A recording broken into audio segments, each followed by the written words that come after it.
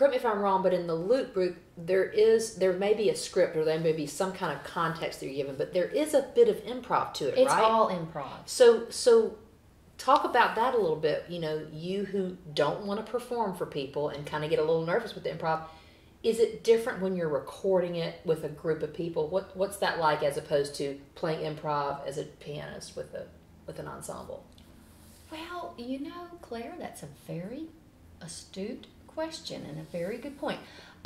Because yes, when I first started doing the loop group work, which is all improv, I was very nervous. And I remember the very first job and the very first cue, which means the very first time that you're up at the mic. Yeah.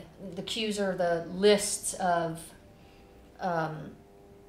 places in the show you're doing. So there might be 7 pages of cues. Okay. Moments. Cues are moments in the film or TV show. And I just remember I had practiced and practiced. See, you're already laughing. And we're in a group, so there were probably 8 of us, and you hear beep, beep, beep, and you start on the 4th imaginary beat. And I just remember the most nonsensical stuff came out of my mouth. Like, it made no sense. Now, no one heard it because I was buried in with 7 other actors. And the point of this is to say, like, there was a learning curve.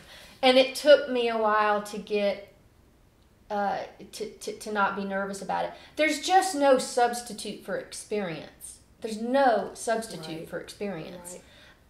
You've done it how many years now? I've been doing this for, 22, 23 years. A loop group?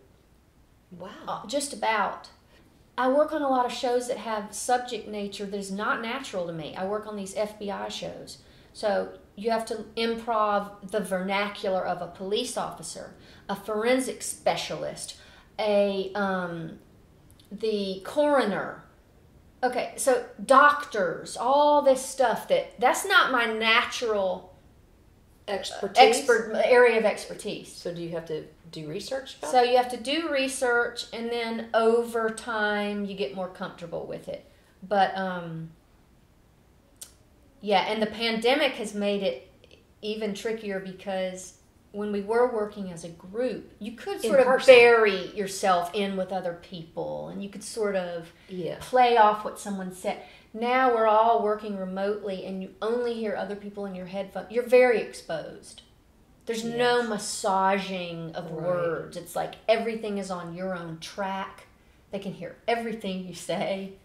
Because before, when you were doing it in person, were y'all all gathered around? We were all on one mic. All on one mic? So the mixers like this remote situation. Okay. Oh, well, okay, right. They have more control. They have more control. That's a lot more time to mix. There's pros and cons for them for it. There's pros and cons for us. We don't get to really react off other people's faces, which is so much of acting.